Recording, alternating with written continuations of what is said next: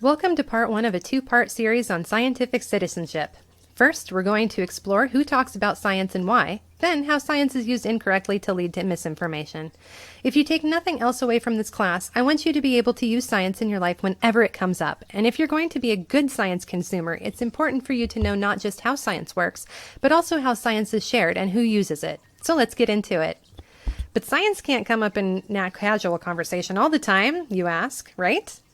So who is talking science, and who are they talking to, and why?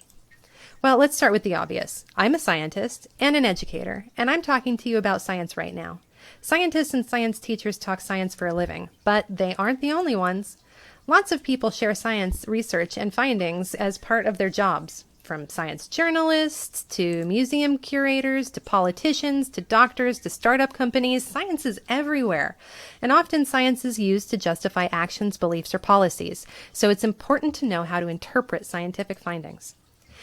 Science shows up everywhere, and that's because knowledge is meant to be shared. Scientists don't make a discovery and then hide it behind the couch. Scientists get really excited about their findings and want to shout it from the rooftops. But shouting doesn't really get you the kind of attention where people take you seriously. So we've come up with a better way. The first step in getting your cool new finding out there is through professional science communication. And to do this, you submit your paper to a research journal that is read by your peers. But before it can even get published, your paper is sent to experts in your field and it is torn apart, looked at critically, and tested and retested. If it withstands all this scrutiny, then your paper is published and hopefully widely read by your peers. And a discussion is started and new tests and research are being done off of your new idea. After your findings have bounced around for a while in the professional science sphere, it generates a lot of buzz, and museums, journalists, podcasters, bloggers, and vloggers start to pick up on it. Your idea gets into the public realm, and people start talking about it and using it to draft new policies or change their behavior or their worldview in some way. As a scientist, this is both exciting and also terrifying.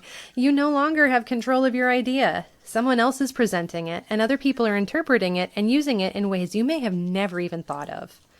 And people love science. We have New York Times top sellers, TV shows, websites, magazines, and so much more dedicated to just sharing science. But we all know knowledge is power, and we're hungry for it. But then again, it's also impossible to know every outcome to sharing our research. One moment we may have discovered a new element, and the next, thousands of people are dying from radiation poisoning because a few pharmaceutical companies got too excited about preliminary findings and made a radium capsule to treat cancer. So if bad things can come from science and research, then why should we even try to share science with the general public? Maybe only scientists should use and know science. No.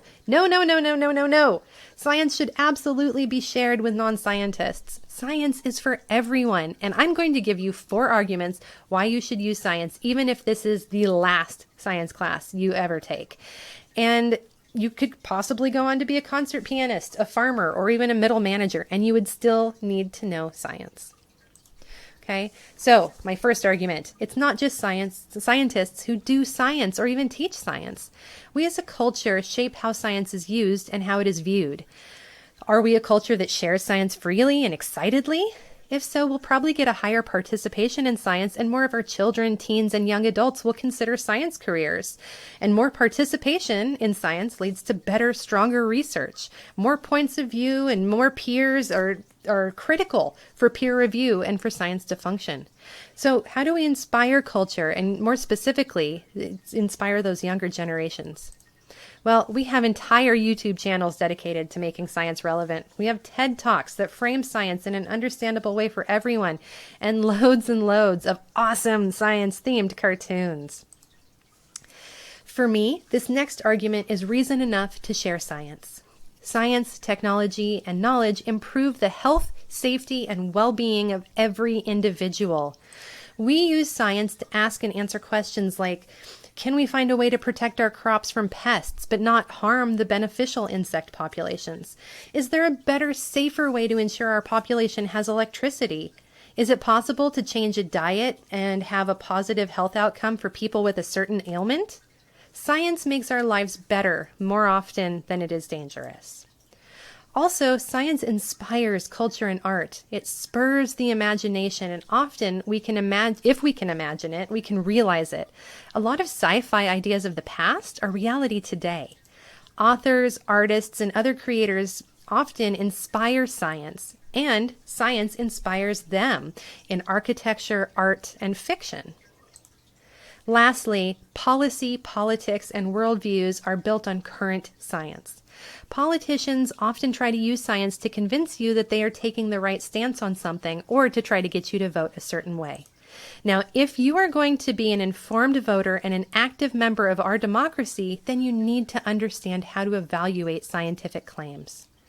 So please talk about science and use science in your daily life. Science is just too cool not to share. And please watch the next video on pseudoscience and dubious ways people use science incorrectly so that you can make sure that you are informed and using science correctly.